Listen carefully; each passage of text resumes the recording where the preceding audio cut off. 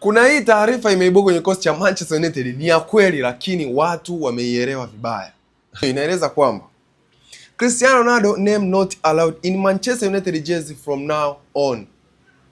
Sasa mashabiki wengi ambao ni wa timu mbuzi ya pili huku wamekuwa wakisema kwamba Cristiano Ronaldo jina lake hadi limefutwa kwenye kikosi cha Manchester United kwenye jezi ambazo zinauzwa kwa sababu aliondoka vibaya Manchester United. Lakini Manchester United wao wakaja wakasema kwamba hawajapiga marufuku jina la Cristiano Ronaldo kwa ujumla.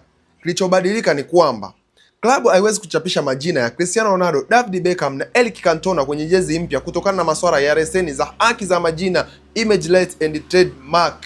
Hii ni sera ya leseni na si adhabu dhidi ya Cristiano Ronaldo.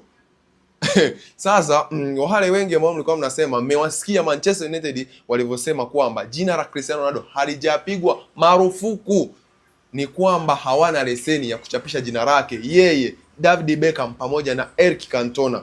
Kwa wanangu, mtakuwa mmeelewa kwamba timu mbuzi hakuna mtu yoyote mwenye jeuri la kufuta jina kwenye timu yake kama amecheza na kama ana haki ya kuwepo pale.